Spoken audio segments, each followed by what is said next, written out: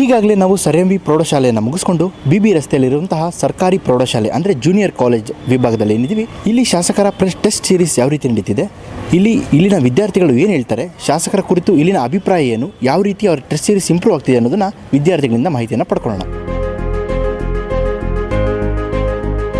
ಈಗ ಜೂನಿಯರ್ ಕಾಲೇಜ್ನ ಮಕ್ಕಳ ಜೊತೆ ಇದ್ದೀವಿ. ಯಾವ ರೀತಿ ಪ್ರದೀಪ್ ಈಶ್ವರ್ ಅವರ ಕಾರ್ಯಕ್ಕೆ ಏನು ಹೇಳ್ತಾರೆ, ಮತ್ತು ಈ ಟೆಸ್ಟ್ ಸೀರೀಸ್ ಯಾವ ರೀತಿ ಅನುಕೂಲ ಆಗ್ತಿದೆ, ಮತ್ತು ಅವರಿಗೆ ಸ್ಕಾಲರ್ಶಿಪ್ ಬಂದಿದೆಯಾ, ಮತ್ತು ಬಟ್ಟೆ ಕೊಟ್ಟಿದ್ದಾರೆ ಶಾಸಕರು ಏನು ಅಂತ ಖುದ್ದು ನಾವು ಮಕ್ಕಳ ತಾನೇ ತಿಳ್ಕೊಳ್ಳೋಂಥ ಪ್ರಯತ್ನ ಮಾಡೋಣ. ನಿಮ್ಮ ಹೆಸರೇನು? ಸರ್ ದುರ್ಗೇಶ್ ಅಂತ. ಎಲ್ಲಿಂದ ಬರ್ತಿದ್ದೀರಾ? ಸರ್ ಎಲೆಪೇಟೆ. ಈಗ ಸ್ಕಾಲರ್ಶಿಪ್ ಬಂತಾ ನಿಮಗೆ? Yes sir. ಎಷ್ಟು ಕೊಟ್ಟರು? ಸರ್ 1000 ರೂಪಾಯಿ. ಮತ್ತು ಕಲರ್ ಬಟ್ಟೆ ಕೊಟ್ಟರು ಹಬ್ಬಗಳಿಗೆ ಪ್ರದೀಪ್ ಈಶ್ವರ್ ಅವರು? ಕೊಟ್ಟರು ಸರ್. ಮತ್ತು ಟೆಸ್ಟ್ ಸೀರೀಸ್ ಅಂತೇನೋ ಮಾಡ್ತಿದ್ದಾರೆ ಅಂತಲ್ಲ, ಹೆಂಗಿದೆ ಅದು, ಏನು ಅದರಿಂದ ಏನು ಯೂಸ್ ಆಗುತ್ತೆ? ಸರ್ ಟೆಸ್ಟ್ ಸೀರೀಸಿಂದ ನಮಗೆ ಒಂದೇ ಸಲ ಎಲ್ಲ ಸಬ್ಜೆಕ್ಟನ್ನು ಓದಿ ಎಲ್ಲ ಪಾಠನ ರಿವೈಸ್ ಮಾಡ್ಕೊಳ್ಳೋದು ಅಂದರೆ ತುಂಬ ಕಷ್ಟ ಆಗ್ತಿತ್ತು. ಈಗ ಟೆಸ್ಟ್ ಸೀರೀಸ್ ಅಂತ ಮಾಡೋದ್ರಿಂದ 6 ದಿನಕ್ಕೆ 6 ಸಬ್ಜೆಕ್ಟಿಂದ ಒಂದೊಂದು ಪಾಠನ ಆರಿಸ್ಕೊಂಡು ಅವರು ಟೆಸ್ಟ್ ಮಾಡ್ತಾ ಇರೋದ್ರಿಂದ ನಮಗೆ ತುಂಬ ಈಸಿ ಆಗ್ತಾ ಇದೆ.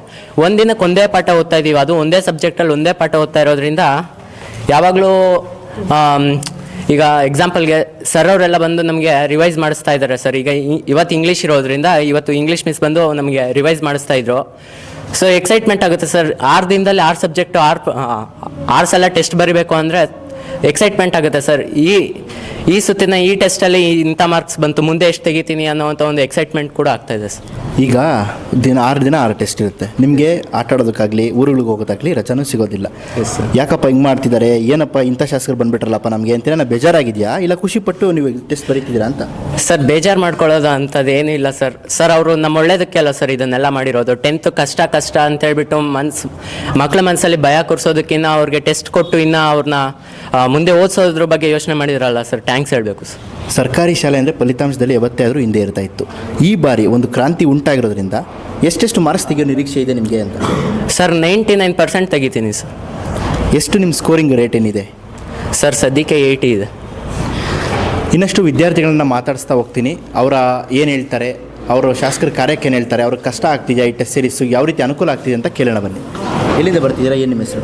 ಐಶ್ವರ್ಯ, ಅಜ್ವಾರದಿಂದ ಬರ್ತೀನಿ ಸರ್. ಈಗ ಪ್ರದೀಪ್ ಈಶ್ವರ್ ಅವ್ರ ಟೆಸ್ಟ್ ಸೀರೀಸು ಯಾವ ರೀತಿ ಅನುಕೂಲ ಆಗ್ತಿದೆ ಮತ್ತು ಎಷ್ಟು ಸ್ಕೋರ್ ಮಾಡೋ ನಿರೀಕ್ಷೆ ಇದೆ? ಸರ್ ಅವರು MLA ಸರ್ ಅವರು ಟೆಸ್ಟ್ ಮಾಡೋದ್ರಿಂದ ನಮಗೆ 6 ದಿನಗಳಲ್ಲೂ ಮಾಡ್ತಾರಲ್ಲ ಸರ್. ಇವಾಗ ನಾವು ಒಂದೊಂದು ದಿನ ಒಂದೊಂದು ಟೆಸ್ಟ್ ಬರಿತೀವಿ. ಆ ಟೆಸ್ಟ್ಗೆ ಮನೆಯಲ್ಲೇ ಪ್ರಿಪೇರ್ ಆಗಿ ಬಂದಿರ್ತೀವಿ. ಎಲ್ಲ ಸಬ್ಜೆಕ್ಟ್ಸು ಓದಬೇಕು ಅಂದರೆ ಒಂದೇ ಸಲ ಕಷ್ಟ ಆಗುತ್ತೆ. ಡೈಲಿ ಒಂದೊಂದು ಪಾಠ ನಾವು ಓದೋದ್ರಿಂದ ಮತ್ತು ಟೀಚರ್ಸು ಅದನ್ನು ಬೆಳಗ್ಗೆ ಸ್ಪೆಷಲ್ ಕ್ಲಾಸ್ ತೊಗೊಂಡು ಅದು ಮಾಡ್ತಾರೆ. ಮತ್ತು ಮಧ್ಯಾಹ್ನ ಕ್ಲಾಸಸ್ ಸಿಕ್ಕಿದಾಗ ಅದನ್ನು ರಿವೈಸ್ ಮಾಡ್ತಾರೆ. ಮತ್ತು ಸಾಯಂಕಾಲ ಟೆಸ್ಟ್ ಬರಿತೀವಿ. ಎಲ್ಲ ಒಂದೇ ಸಲ ನೋಡ್ಕೊಳೋದ್ರಿಂದ ಆನ್ಯುವಲ್ ಎಕ್ಸಾಮ್ಗೆ ಅದು ನಮ್ಗೆ ಈಸಿ ಅನಿಸುತ್ತೆ. ಅದನ್ನ ಬರಿಬೋದು, ಅದರಿಂದ ಎಷ್ಟು ಸ್ಕೋರ್ ಮಾಡ್ಬೋದು ಅಂತ ನನಗೆ. ಈ ಟೆಸ್ಟ್ ಸೀರೀಸು ಈ ಥರ ಎಕ್ಸಾಮಿನೇಷನ್ಸು ಪ್ರಿಪ್ರೇಟರೀಸ್ ಎಲ್ಲ ಪ್ರೈವೇಟ್ ಸ್ಕೂಲ್ಸಲ್ಲಿ ಇತ್ತು. ಈಗ ಸರ್ಕಾರಿ ಒಂದು ಸ್ಕೂಲ್ಸಲ್ಲೂ ಪ್ರದೀಪ್ ಈಶ್ವರ್ ಅವರು ಮಾಡಿದ್ದಾರೆ. ನೀವು ಯಾವ ರೀತಿ ಒಂದು ಕಾಂಪಿಟೇಷನ್ ಕೊಡ್ತೀರಿ ಈ ಪ್ರೈವೇಟ್ ಸ್ಕೂಲ್ಸ್ಗೆ ಅಂತ? ಅಂದರೆ ಪ್ರೈವೇಟ್ ಸ್ಕೂಲ್ಗಿನ್ನ ಗೌರ್ಮೆಂಟ್ ಸ್ಕೂಲು ಮಾರ್ಕ್ಸು ಪರ್ಸೆಂಟೇಜು ಎಷ್ಟು ಬರಬೇಕು ಅಂತ ಅಂದ್ಕೊಂಡಿದ್ದೀನಿ. ಆ ಶಾಸಕರ ಕಾರ್ಯಕ್ಕೆ ಏನಂತ ಹೇಳ್ತೀರಿ, ಶಾಸಕರಿಗೆ ಏನು ಹೇಳ್ತೀರಿ ಅಂತ? ಸರ್ ಅವ್ರಿಗೆ ಥ್ಯಾಂಕ್ಸ್ ಹೇಳ್ತೀನಿ ಸರ್. ಯಾಕೆಂದರೆ ಈ ಟೆಸ್ಟ್ಗಳು ಮಾಡೋದ್ರಿಂದ ನಮಗೂ ತುಂಬ ಉಪಯೋಗ ಆಗ್ತಿದೆ. ಅವರು ಬೆಂಗಳೂರಲ್ಲಿ ಪರಿಶ್ರಮ ನೀಟ್ ಅಕಾಡೆಮಿ ಇದೆ, ಅಲ್ಲಿಗೆ ಮಕ್ಕಳನ್ನ ಕರ್ಕೊಂಡೋಗಿ ವರ್ಷಕ್ಕೆ 10th ಅವ್ರನ್ನೆಲ್ಲ ಅವ್ರಿಗೆಲ್ಲ ಅದು ಅಲ್ಲಿಗೆ ಔಟ್ ಆಫ್ ಮಾರ್ಕ್ಸ್ ಬರೋ ಹಂಗೆ ಎಲ್ಲ ಪ್ರಿಪೇರ್ ಮಾಡಿಸಿ ಅಲ್ಲಿ ಮತ್ತು ಆನ್ಯುವಲ್ ಎಕ್ಸಾಮ್ ಬರೆದಾಗ ಹೈಯೆಸ್ಟ್ ಸ್ಕೋರ್ ಬರುತ್ತೆ. ಆವಾಗ ಪ್ರೈವೇಟ್ ಸ್ಕೂಲನ್ನು ಮೀರಿಸ್ಬೋದು. ಗೌರ್ಮೆಂಟ್ ಸ್ಕೂಲಲ್ಲಿ ಹೈಯೆಸ್ಟ್ ಪರ್ಸೆಂಟೇಜ್ ಬರುತ್ತೆ. ಮತ್ತು ಸ್ಕಾಲರ್ಶಿಪ್ಪು ಕೊಡ್ತಾರೆ. ಅದರಿಂದ ಬಡ ಮಕ್ಕಳಿಗೆಲ್ಲ ಉಪಯೋಗ ಆಗುತ್ತೆ. ಏನು ತಗೊಂಡ್ರಿ ನೀವು ಸ್ಕಾಲರ್ಶಿಪ್ ಬಂತ? ಏನು ತಗೊಂಡ್ರಿ ಸ್ಕಾಲರ್ಶಿಪ್? 1000 ರೂಪಾಯಿ ಆಗ್ತಾರೆ ಸರ್. ಏನು ತಗೊಂಡ್ರಿ? ಅದರಲ್ಲಿ ಬುಕ್ಸು ಎಲ್ಲ ತಗೊಂಡು. ಯಾವ ರೀತಿ ಫೀಲ್ ಆಯಿತು ನಿಮಗೆ ಒಂದು 1000 ರೂಪಾಯಿ ಸ್ಕಾಲರ್ಶಿಪ್ ಕೊಟ್ಟಾಗ? ನಿಮಗೆ ಅಂತ ಕೊಟ್ಟಾಗ ಯಾವ ರೀತಿ ಖುಷಿ ಪಟ್ರಿ ನೀವು 1000 ರೂಪಾಯಿಲಿ ಅಂತ? ಅಂದರೆ ಎಲ್ಲರ ಮನೆಗಳಲ್ಲಿ ಬಡ ಮಕ್ಕಳು ಇರ್ತಾರೆ. ಅಂಥವ್ರ ಮನೆಗಳಲ್ಲಿ ಕಾಸು ಬುಕ್ಸ್ಗೆ ಬ್ಯಾಗ್ಗೆ ಪೆನ್ ಬೇಕು ಅಂದ್ರೂ 1 ರೂಪಾಯಿಗೂ ಕಷ್ಟಪಡ್ತಾರೆ. ಆದರೆ ಆ 1000 ರೂಪಾಯಿ ಬರೋದ್ರಿಂದ ನಾವು ಬುಕ್ಸು ಪೆನ್ಗಳು ಎಲ್ಲ ತೊಗೊಂಬರ್ಬೋದು. ಮನೆಯಲ್ಲಿ ಕೇಳೋಷ್ಟು ಇರಲ್ಲ, ಪೇರೆಂಟ್ಸ್ಗೆ ಬಾಧೆ ಇರಲ್ಲ, ಅದನ್ನ ತೊಗೊಂಬರ್ಬೋದು. ಅದರಿಂದ ತುಂಬ ಉಪಯೋಗ ಆಗ್ತಿದೆ. ಈಗ ಈ ಸೀರೀಸಿಂದ ಯಾವ ರೀತಿ ಅನುಕೂಲ ಆಗಿದೆ, ಎಷ್ಟು ಸ್ಕೋರ್ ಮಾಡೋ ನಿರೀಕ್ಷೆ ಇದೆ ನಿಮಗೆ ಅಂತ? ಅದರಿಂದ 30-40% ತೆಗಿಯೋರು 90 ಅಬೋವ್ ಮೇಲೆ ತೆಗಿತಾರೆ ಅಂತ ಅಂದ್ಕೊಂಡು. ನಮ್ಮ ಈ ಟೆಸ್ಟ್ ಸೀರೀಸಿಂದ, ಶಾಸಕರ ಟೆಸ್ಟ್ ಸೀರೀಸಿಂದ ಸ್ಕೋರಿಂಗ್ ಜಾಸ್ತಿ ಆಗುತ್ತೆ. ಸ್ಕಾಲರ್ಶಿಪ್ಪಿಂದ ನಾವು ಬುಕ್ಸನ್ನು ಪರ್ಚೇಸ್ ಮಾಡ್ತೀವಿ ಅಂತ ಹೇಳಿದ್ದಾರೆ. ಈಗ ಇನ್ನೊಬ್ಬ ನಮ್ಮ ವಿದ್ಯಾರ್ಥಿನಿಯನ್ನು ಮಾತಾಡಿಸ್ತೀನಿ. ನಿಮ್ಮ ಫೇವ್ರೇಟ್ ಸಬ್ಜೆಕ್ಟ್ ಯಾವುದು ಮತ್ತು ಶಾಸಕರಿಗೆ ಏನು ಹೇಳ್ತಾರೆ ಇದರಿಂದ? ನನ್ನ ಫೇವ್ರೇಟ್ ಸಬ್ಜೆಕ್ಟ್ ಒಂದು ಕನ್ನಡ. ಶಾಸಕರಿಗೆ ತುಂಬ ಥ್ಯಾಂಕ್ಸ್ ಹೇಳೋಕ್ಕೆ ನಂಗೆ ಇಷ್ಟಪಡ್ತೀನಿ ಸರ್. ಯಾವ ರೀತಿ ಅನುಕೂಲ ಆಗ್ತಿದೆ ಈ ಟೆಸ್ಟ್ ಸೀರೀಸ್ ನಿಮಗೆ ಅಂತ? ಈ ಟೆಸ್ಟ್ಗಳಿಂದ ದಿನ ಓದೋವಂಥ ಸಬ್ಜೆಕ್ಟ್ಸು ನಮ್ಮ ಮೈಂಡಲ್ಲಿ ಫಿಕ್ಸ್ ಆಗಿರೋದ್ರಿಂದ ಆನ್ಯುವಲ್ ಎಕ್ಸಾಮ್ಗೆ ಇದು ತುಂಬ ಯೂಸ್ ಆಗುತ್ತೆ ಅಂತ ನಾನು ಅಭಿಪ್ರಾಯ ಪಡ್ತೀನಿ. ಎಷ್ಟು ಸ್ಕೋರ್ ಮಾಡೋ ನಿರೀಕ್ಷೆ ಇದೆ ಮತ್ತು ಮುಂದೆ ನಿಮ್ಮ ಗುರಿ ಏನಿದೆ, ಏನಾಗಬೇಕು ಅಂತ ಅಂದ್ಕೊಂಡಿದ್ದೀರಿ ಅಂತ? ನಾನು ಸ್ಕೋರ್ ಮಾಡೋದು ಒಂದು 90 ಅಬೋ ಬರ್ಬೋದು ಅಂದ್ಕೊಂಡಿದ್ದೀನಿ ಸರ್. ನಾನು ಮುಂದೆ ಗುರಿ ಡಾಕ್ಟರ್ ಆಗಬೇಕು ಅಂದ್ಕೊಂಡಿದ್ದೀನಿ ಸರ್. ಸರ್ಕಾರಿ ಶಾಲೆ ಅಂದರೆ ಒಂದು ಕೀಳು ಮನೋಭಾವದಲ್ಲಿ ನೋಡುವಂತಹ ಜನತೆಗೆ ಆ ಹುಡುಗಿ ಏನು ನಾನು ಒಂದು ಡಾಕ್ಟರ್ ಆಗ್ತೀನಿ ಅಂತ ಹೇಳಿದ್ದಾರೆ. ಮತ್ತು ನಾವು ಯಾವ ಒಂದು ಖಾಸಗಿ ಶಾಲೆಗಳಿಗೂ ಏನು ಕಮ್ಮಿ ಇಲ್ಲ ಅನ್ನೋ ರೀತಿಯಲ್ಲಿ ವಿದ್ಯಾರ್ಥಿಗಳು ಮಾತಾಡ್ತಿರುವಂಥದ್ದು.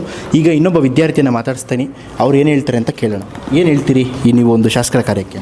ಈ ಶಾಸಕರು MLA ಪ್ರದೀಪ್ ಈಶ್ವರ್ ಅವರು ನಮಗೆ ಬಂದಿರೋದು ನಮ್ಮ ಅದೃಷ್ಟ ಸರ್. ಯಾಕಂದರೆ ಪ್ರತಿ ಬ್ಯಾಚಲ್ಗಿಂತ ನಮ್ಮ ಬ್ಯಾಚಲ್ಲಿ MLA ಸರ್ ಅವರು ನಮಗೆ ಡೈಲಿ ಟೆಸ್ಟಸ್ ಮಾಡ್ತಾ ಇದ್ದಾರೆ. ಆದ್ದರಿಂದ ನಾವು ತುಂಬ ಅದೃಷ್ಟ ಮಾಡ್ಕೊಂಡಿದ್ದೀರಿ. ನಾವು ಅಕಸ್ಮಾತ್ ಏನಾದರೂ ಡೈಲಿ ಟೆಸ್ಟಸ್ ಇರಲಿಲ್ಲ ಅಂದಿದ್ರೆ ನಾವು ಅಕಸ್ಮಾತ್ 40-50% ಬರ್ತಾಯಿದ್ರಿ. ಬಟ್ ಪ್ರದೀಪ್ ಈಶ್ವರ್ ಅವರು ಟೆಸ್ಟ್ ಮಾಡೋದ್ರಿಂದ ನಾವು ತುಂಬ ಅನುಕೂಲದಿಂದ 95 ಅಬೋವ್ ತೆಗಿಬೋದು. ಹಾಗೆ ನಮ್ಮ ಟೀಚರ್ಸ್ ಎಲ್ಲ ನಮಗೆ ಫ್ರೆಂಡ್ಲಿ ಆಗಿ ನಮಗೆ ತುಂಬ ಅರ್ಥ ಮಾಡೋಂಗೆ ಲೆಸನ್ಸ್ ಮಾಡಿ ನಮಗೆ ತುಂಬ ಅರ್ಥ ಆಗೋಗಿ ಲೆಸನ್ಸ್ ಮಾಡ್ತಾರೆ. ಹಾಗೆ ಬೆಳಗ್ಗೆ ಸ್ಪೆಷಲ್ ಕ್ಲಾಸಸ್ ತೊಗೊಂಡು ನಮಗೆ ಎಲ್ಲ ಹಿಂಗೆ ಹೋದರೆ ಹಿಂಗೆ ಬರೋದು ಅಂತ ಈಸಿ ಮೆಥಡಲ್ಲಿ ಹೇಳ್ಕೊಡ್ತಾರೆ. ಅದಕ್ಕೆ ನಮ್ಮ ಪ್ರದೀಪ್ ಈಶ್ವರ್ ಸಾಹೇಬರು ನಮ್ಮ ಚಿಕ್ಕಬಳ್ಳಾಪುರ್ಗೆ MLA ಆಗಿರೋದಕ್ಕಿಂತ ನಮಗೆ ತುಂಬ ಅದೃಷ್ಟ ಅಂತ ಹೇಳ್ತೀರಿ ಸರ್. ಇದು ವಿದ್ಯಾರ್ಥಿಗಳ ಮನದಾಳದ ಮಾತು. ಪ್ರದೀಪ್ ಈಶ್ವರ್ ಅವರು MLA ಆಗಿರೋದು ನಮಗೆ ಅದೃಷ್ಟ. ನಾವು ಯಾವುದೇ ರೀತಿ ಒಂದು ಖಾಸಗಿ ಶಾಲೆಗಳಿಗೆ ಕಡಿಮೆ ಇಲ್ಲ ಅನ್ನೋ ರೀತಿಯಲ್ಲಿ ವಿದ್ಯಾರ್ಥಿಗಳ ಹೇಳ್ತಿರುವಂಥದ್ದು. ಸರ್ ಹೇಳಬೇಕಂದ್ರೆ ಈಗ ಮಕ್ಕಳಿಗೆ ನಾವು ಯೂನಿಟ್ ಟೆಸ್ಟ್ ಅಂತ ಪಾಠ ಆದಮೇಲೆ ಪಾಠಕ್ಕೆ ಒಂದು 3-4 ಟೆಸ್ಟ್ ಮಾಡ್ಕೊಳ್ತಾ ಇದ್ವಿ. ಆದರೆ ನಮ್ಮ MLA ಸಾಹೇಬರು ಈಗ ZP ಮೀಟಿಂಗಲ್ಲೇ ಹೇಳಿದರು, ನಾನು ಪ್ರತಿ ದಿವಸ ಒಂದೊಂದು ಪಾಠಕ್ಕೆ ಒಂದೊಂದು ಟೆಸ್ಟ್ ಪೇಪರ್ನ ರೆಡಿ ಮಾಡಿಕೊಡ್ತೀನಿ, ಈ ಸಲ ರಿಸಲ್ಟ್ ಚೆನ್ನಾಗಿ ಕೊಡಬೇಕು ಅಂತ ಹೇಳಿ ಎಲ್ಲ ನಮ್ಮ ಚಿಕ್ಕಬಳ್ಳಾಪುರ ತಾಲೂಕಿನ ಎಲ್ಲ ಒಂದು ಮುಖ್ಯೋಪಾಧ್ಯಾಯರ ಸಭೆಯಲ್ಲಿ ಹೇಳಿದ ಹಾಗೆ ಅವರೇ ತಮ್ಮ ಸ್ವಂತ ಖರ್ಚಿನಿಂದ ಪ್ರತಿಯೊಂದು ಪಾಠಕ್ಕೂ ಕ್ವಶನ್ ಪೇಪರ್ಸನ್ನು ವಿತ್ ಆನ್ಸರ್ಗೆ ಜಾಗ ಕೊಟ್ಟು ಅವರು ಪೇಪರ್ಸನ್ನು ಕಳಿಸ್ಕೊಡ್ತಾ ಇದ್ದಾರೆ. ಹಾಗೆಯೇ ನಾವು ಪ್ರತಿದಿನ ಇವತ್ತಿರ್ತಕ್ಕಂಥ ಸಬ್ಜೆಕ್ಟನ್ನು ಬೆಳಗ್ಗೆ ಸ್ಪೆಷಲ್ ಕ್ಲಾಸ್ ತಗೊಂಡು ಆ ಸ್ಪೆಷಲ್ ಕ್ಲಾಸಲ್ಲಿ ಆ ಪಾಠದ ಬಗ್ಗೆನೇ ರಿವೈಸ್ ಮಾಡ್ತೀವಿ. ಆ ರಿವೈಸ್ ಮಾಡಿರ್ತಕ್ಕಂಥದ್ದನ್ನು 3:50ರಿಂದ 4:15 ತನಕ ನಾವು ಟೆಸ್ಟ್ ಮಾಡ್ತಾಯಿದ್ದೀವಿ. ಪ್ರತಿಯೊಂದು ಪಾಠಕ್ಕೂ ಟೆಸ್ಟ್ ಆಗ್ತಾ ಇರೋದ್ರಿಂದ ಆ ಒಂದು ಹೆಚ್ಚಿಗೆ ಹೊರೆ ಆಗದಿರೋ ಮಕ್ಕಳಿಗೆ ಓದೋದಕ್ಕೆ ಅನುಕೂಲ ಆಗ್ತಾಯಿದೆ. ಮತ್ತು ಟೀಚರ್ಸ್ ಏನು ಪಾಯಿಂಟ್ಸ್ ಹೇಳಿರ್ತಾರೆ ಅದೇ ಪ್ರಶ್ನೆ ಪತ್ರಿಕೆಯಲ್ಲಿ ನೋಡಿದಾಗ ಮಕ್ಕಳು ಭಾಳ ಖುಷಿಯಿಂದ ಅದನ್ನು ಕಲಿತು ಬರಿತಾ ಇದ್ದಾರೆ. ಒಂದು 50% ಮಕ್ಕಳು ತುಂಬಾ ಚೆನ್ನಾಗಿ ಭಾಗವಹಿಸ್ತಾ ಇದ್ದಾರೆ. ಯಾಕೆ ಅಂತಂತ ಹೇಳ್ತೀನಿ ಅಂದರೆ ಓದೋಕ್ಕೆ ಬರೆಯೋಕ್ಕೆ ಸ್ವಲ್ಪ ಕಡಿಮೆ ಸಾಮರ್ಥ್ಯ ಇರ್ತಕ್ಕಂಥ ಮಕ್ಕಳು ಅಟ್ಲೀಸ್ಟ್ ಒಂದು 20ಕ್ಕೆ 20 ತೊಗೊಳ್ದಿರ ಒಂದು 6-7 ಮಾರ್ಕ್ಸ್ ತೊಗೊಳ್ಳೋದ್ರಲ್ಲಿದ್ದಾರೆ. ಇನ್ನು 50% ಮಕ್ಕಳು 20ಕ್ಕೆ 20 ತೊಗೊಳ್ತಕ್ಕಂಥ ಮಕ್ಕಳು ಇದ್ದಾರೆ ಸರ್. ಇದರಿಂದ ಭಾಳ ಉಪಯೋಗ ಆಗಿದೆ. ಮಕ್ಕಳಿಗೆ ಬರ್ಡನ್ ಕಡಿಮೆ ಆಯಿತು. ಎಲ್ಲ ಪಾಠಗಳು ಒಂದೇ ಸಲ ಓದೋದ್ರ ಬದಲು ಪ್ರತಿಯೊಂದು ಪಾಠವನ್ನು ಒಂದೊಂದು ದಿವಸ ಒಂದೊಂದನ್ನು ಓದೋದ್ರಿಂದ ಆ ಮಕ್ಕಳಿಗೆ ರಿವೈಸ್ ಆಗುತ್ತೆ, ಮೈಂಡಲ್ಲಿ ಕೂತ್ಕೊಳ್ಳುತ್ತೆ. ಮತ್ತು ನಾವು ಪ್ರಿಪ್ರೇಟ್ರಿ ಅಥವಾ ಎಕ್ಸಾಮಲ್ಲಿ ಬರೆಯೋದಕ್ಕೆ ಅದು ಚೆನ್ನಾಗಿ ಅವ್ರ ಜ್ಞಾಪಕ ಬಂದು ಒಳ್ಳೆಯ ಅಂಕಗಳನ್ನು ಗಳಿಸೋದಕ್ಕೆ ಉಪಯೋಗ ಆಗಿದೆ ಸರ್. Heartful thanks sir. ತುಂಬ ಇನ್ನೇನು ಹೇಳೋಕ್ಕಾಗಿ ಸರ್ಕಾರಿ ಮಕ್ಕಳಿಗೆ ಇಷ್ಟೊಂದು ಕಾಳಜಿ ತೋರಿಸಿ ಇಷ್ಟೊಂದು ತಮ್ಮ ಮಕ್ಕಳು ಅಂತ ಹೇಳ್ತಾ ಒಂದು ಅಭಿಪ್ರಾಯದಿಂದ ಅವರು ಮನಸ್ಸಿಟ್ಟು ಹೃದಯಪೂರ್ವಕವಾಗಿ ಈ ಕೆಲಸವನ್ನು ಮಾಡ್ತಾಯಿದ್ದಾರೆ. ನಾನು ವೈಯಕ್ತಿಕವಾಗಿಯೂ ಅಷ್ಟೇ, ಮಕ್ಕಳ ಪರವಾಗಿ ಟೀಚರ್ಸ್ ಪರವಾಗಿ ಅಷ್ಟೇ ಬಹಳ ಧನ್ಯವಾದಗಳನ್ನು ಅರ್ಪಿಸೋಕ್ಕೆ ಇಷ್ಟಪಡ್ತೀನಿ.